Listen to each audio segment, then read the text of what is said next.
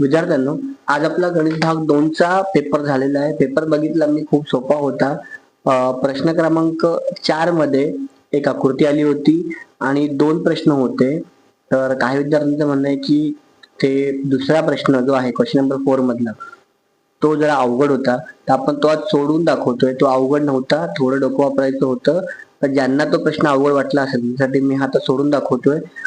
बघा कशा प्रकारे हा प्रश्न करता आला असता, किंवा तुम्ही जर केला असेल तुम्ही कुठपर्यंत बरोबर केला आहे तुम्हाला या प्रश्नातून कळेल. गणित भाग 2चा पेपर जो आहे तो 40 मार्काचा होता आणि प्रश्न क्रमांक 4 मध्येच तुम्हाला 8 मार्क मिळणार होते.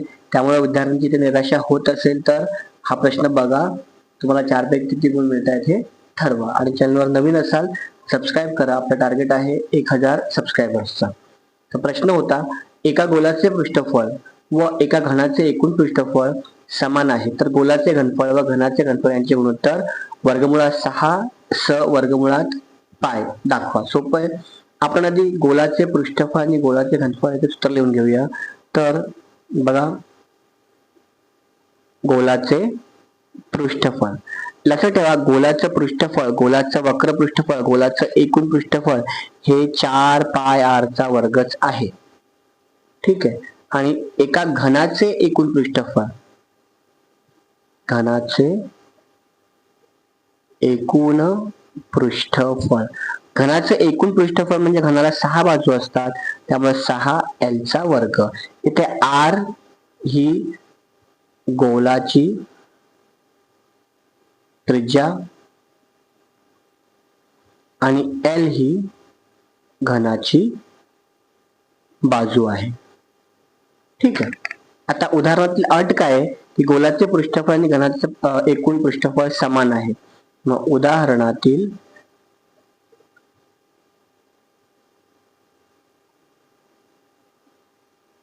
अटी अनुसार अट आहे, गोलाचे पृष्ठफळ 4 पाय r चा वर्ग बरोबर घनाचे घनफळ 6l चा वर्ग, दोन्ही समान आहेत. आता आपण बघूया काय पुढे करता येईल आपल्याला. बघा, आपण काय करूया, 4 आणि पायला तिकडे घेऊन जाऊया. म्हणून r वर्ग बरोबर 6l चा वर्ग छेद 4 पाय.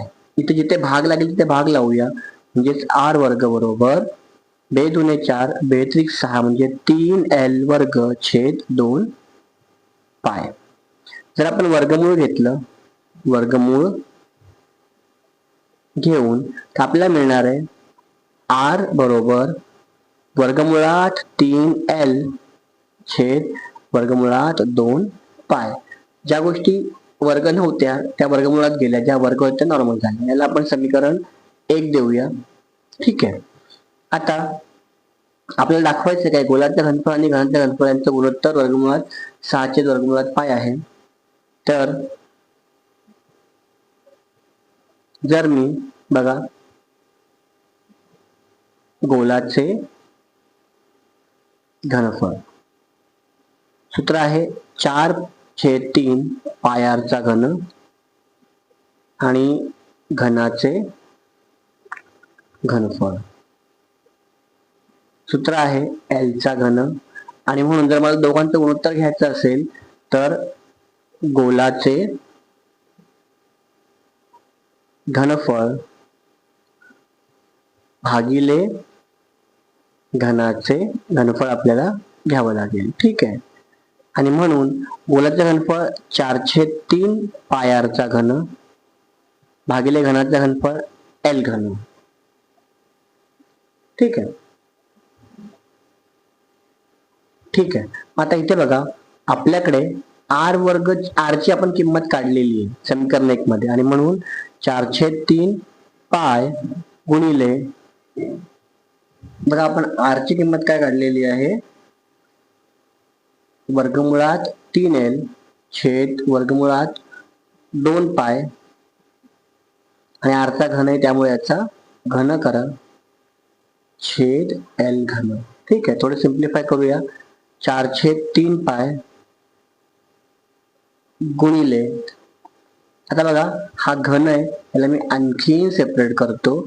आपल्याला मिळणार आहे वर्गमुळात 3 एल छेद वर्गमुळात 2 पाय चा वर्ग गुणिले वर्गमुळात 3 एल छेद वर्गमुळात 2 पाय.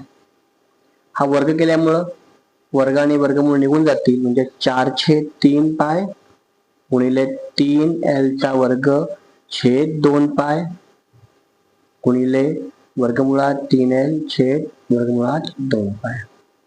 ठीक आहे, तर बघा कॅन्सल काय होईल, हा 3 आणि हा 3 कॅन्सल, हा पाय आणि हा पाय कॅन्सल, बे एके बे, बे दुने 4, म्हणजे आपल्याकडे शिल्लक काय राहिलं, 2 वर्गमुळात 3 एल घन, एल वर्ग आणि एल घन, एल वर्ग आणि एल घन.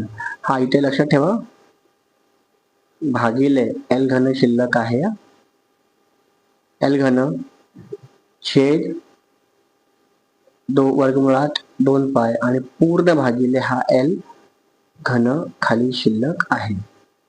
बघा मग एल घन गेलं, मग आपल्याला काय राहिलं, 2 वर्गमुळात 3 छेद वर्गमुळात 2 पाय, 2 वर्गमुळात 3 वर्गमुळात 2 पाय. आता काय करूया आपण, 2चा वर्ग 4 म्हणजे मोठ्या वर्गमुळात जर मी घेतलं, आपल्याला काय मिळणार आहे, 4 गुणिले 3 छेद 2 पाय, बे एके बे, बे दुने 4, 3 दुने 6, म्हणजे आपल्याला मिळणार आहे मोठ्या वर्गमुळात 6 छेद पाय, किंवा आपण लिहू शकतो वर्गमुळात 6 छेद वर्गमुळात पाय. मग हे आपलं काय होतं, गोलाचे घनफळ छेद घनाचे घनफळ. आणि म्हणून जर मी हे गुणोत्तरात लिहिलं, म्हणून